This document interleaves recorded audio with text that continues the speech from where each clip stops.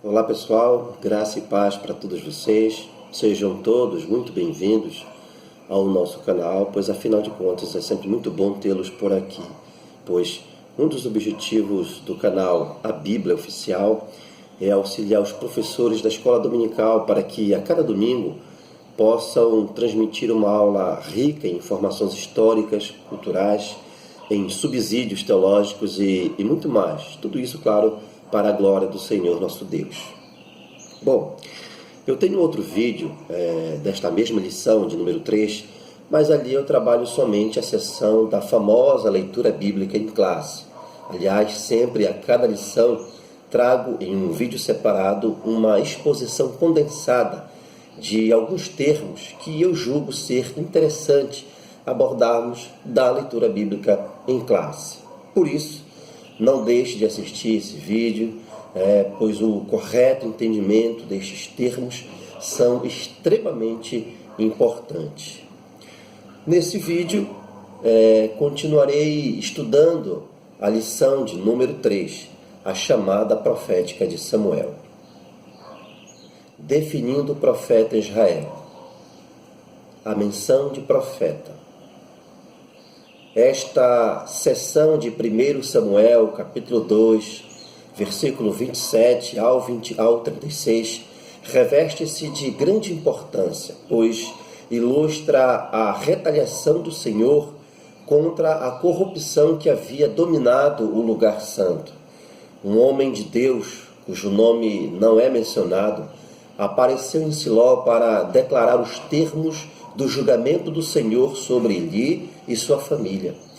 Este homem de Deus, anônimo, foi o primeiro a anunciar a Eli o destino de toda a sua família, à luz da depravação de seus filhos.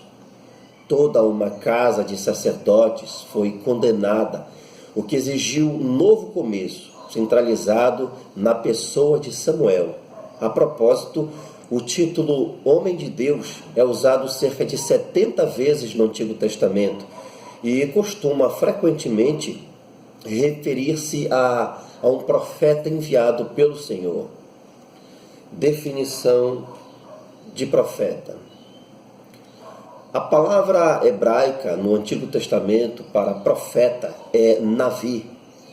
E 4 são os pontos de vista sobre a derivação desta palavra.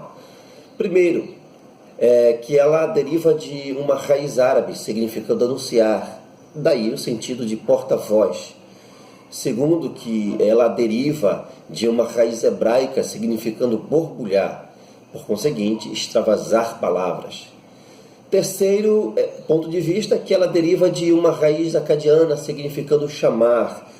Por isto, o sentido da palavra de que aquele que é chamado por Deus. E terceiro ponto de vista, ou quarto ponto de vista, é que ela deriva de uma raiz semítica desconhecida. A ideia essencial da palavra Navi, ou profeta, é a de porta-voz autorizado. E assim, a função do profeta é expressar revelações vindas do Espírito de Deus. Nesse aspecto, o profeta seria mensageiro de Deus, cuja missão era levar o povo a obedecer à vontade do Todo-Poderoso. Do meio de seus irmãos lhe suscitarei um profeta, semelhante a ti, e porei as minhas palavras na sua boca, e ele lhes falará tudo o que eu lhes ordenar. E de qualquer que não ouvir as minhas palavras que ele falar em meu nome, eu exigirei contas. Deuteronômio 18, 19. A palavra grega no Novo Testamento para profeta é profetes, ou seja, alguém que, movido pelo Espírito de Deus, e por isso seu porta-voz, solenemente declara aos homens o que recebeu por inspiração. Samuel e os demais profetas. Com o fim das comunicações face a face de Deus através de Moisés, houve um anúncio formal da existência do ofício de profeta de uma forma contínua, de acordo com Deuteronômio, capítulo 18, e versículos do 9 ao 22. Samuel foi o primeiro a exercer o ofício profético e também o primeiro a estabelecer uma instituição chamada a Escola de Profetas, para o treinamento de jovens profetas, que tinham uma chamada. Quando eles viram a congregação de profetas profetizando e Samuel a presidi-los, o Espírito de Deus veio sobre os mensageiros de Saul e também eles profetizaram. 1 Samuel 19:20. A partir do ministério de Samuel, surgiram os profetas da corte, os que atuavam como conselheiros e escrivães dos reis. O desenvolvimento do ministério de Samuel. O crescimento profético de Samuel. O contraste entre Samuel e os filhos de Eli é inevitável.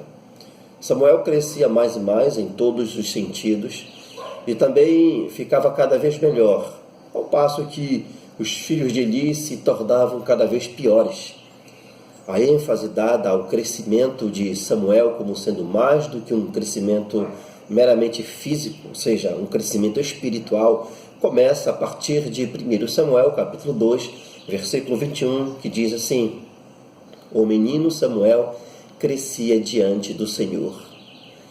A mesma expressão em hebraico, im Yehuá, isto é, diante do Senhor, é usada no versículo 26 deste mesmo capítulo, que diz assim: e o menino Samuel ia crescendo em estatura e em graça diante do Senhor, como também diante dos homens.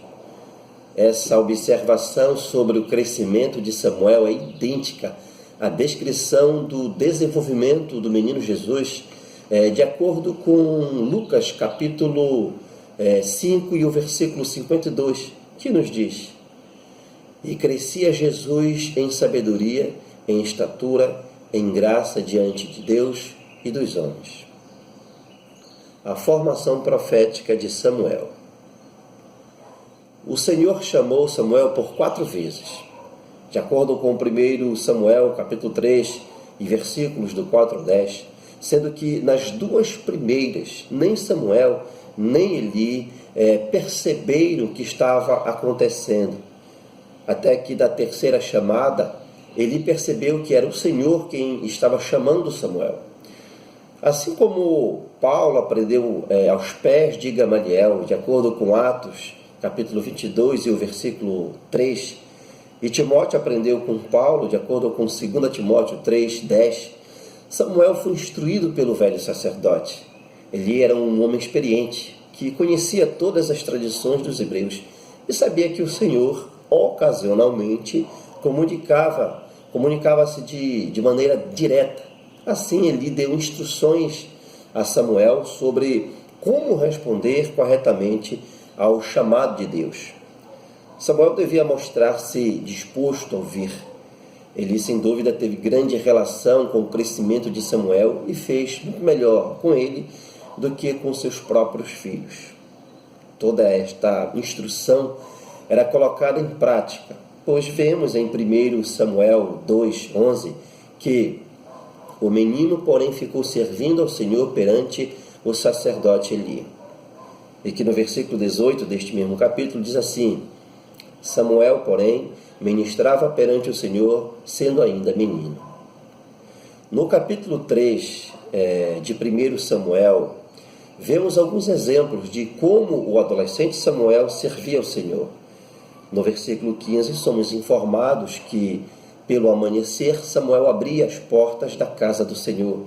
E entre os versículos 4 ao 10, percebemos que, ainda pelas madrugadas, Samuel estava à disposição de Eli, no que ele precisasse. A disciplina de Samuel. Sem dúvida, ele costumava chamar o jovem Samuel com frequência à noite, pelo que, muito naturalmente, Samuel supôs que quem o estava chamando era Eli, pois fazia parte de seu trabalho no templo também servir ao idoso sumo sacerdote. A autodisciplina de Samuel fica bastante claro pelo fato de ele se levantar 3 vezes de madrugada em resposta ao que pensava ser um chamado de Eli. Sua obediência voluntária, cheia de disposição, era um atributo necessário e o qualificou para receber o ministério que Deus lhe confiou. Flávio Josefo, o historiador judeu do primeiro século e que viveu entre os anos 37 e 100 depois de Cristo, diz em seu quinto livro de Antiguidades que Samuel tinha 12 anos de idade por ocasião de sua chamada. O ministério profético na atualidade. O dom da profecia. O dom da profecia é uma capacitação sobrenatural do Espírito Santo concedida a uma pessoa da congregação, ou seja, do povo, para transmitir a mensagem de Deus. Este dom da profecia é para todos, pois assim está escrito, porque todos podereis profetizar.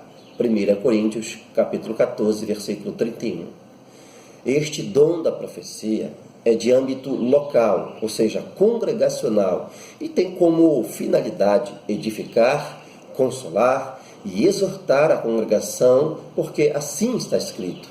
Mas o que profetiza fala aos homens para edificação, exortação e consolação. O que profetiza edifica a igreja. 1 Coríntios, capítulo 14, versículos 3 e 4. Com o dom da profecia, se edifica a congregação como um corpo, e não apenas como indivíduos. A profecia não se destina a dirigir pessoas e congregações, pois em Atos, capítulo 15, nós podemos ver uma seção cristã reunida, tendo profetas presentes, de acordo com o versículo 32, mas quem dirigiu a assembleia foi Tiago, o líder da igreja.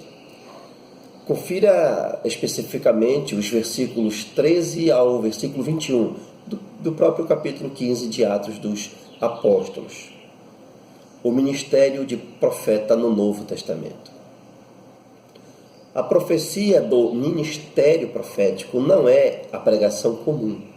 É uma mensagem divina revelada no momento, ao passo que a pregação habitual é estudada, ou seja, preparada. O ministério profético não é para todos, pois assim está escrito. Porventura são todos profetas? 1 Coríntios 12, 29. E em Efésios, capítulo 11, Paulo diz, e ele, Deus, deu-nos como profetas. O ministério profético é, por sua vez, exercido através de um ministro dado por Deus à igreja e tem âmbito geral e itinerante. Confira Atos, capítulo 11, versículo 27, o capítulo 13 e os versículos 1 e 3, e também confira o capítulo 15, versículos 32 ao 34. E você verá que a pessoa que exerce um ministério profético recebe de Deus amplas revelações divinas, pois assim está escrito, o qual em outras gerações não foi manifestado aos filhos dos homens, como se revelou agora no Espírito aos seus profetas. Efésios capítulo 3, versículo 5. A finalidade do profeta com o dom ministerial é expor os padrões de justiça divina para o povo. O profeta é um arauto da santidade de Deus. Onde estão os profetas?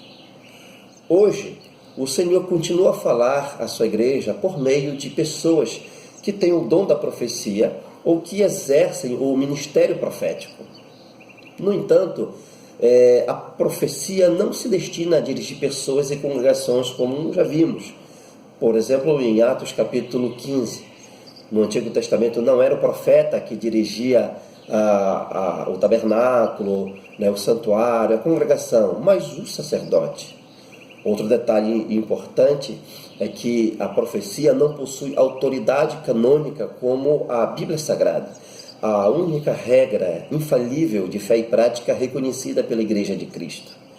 Assim, toda locução profética é passível de julgamento ou análise à luz das Escrituras Sagradas, pois assim está escrito. E falem os profetas, 2 ou 3, e os outros julguem. 1 Coríntios, capítulo 14, versículo 29.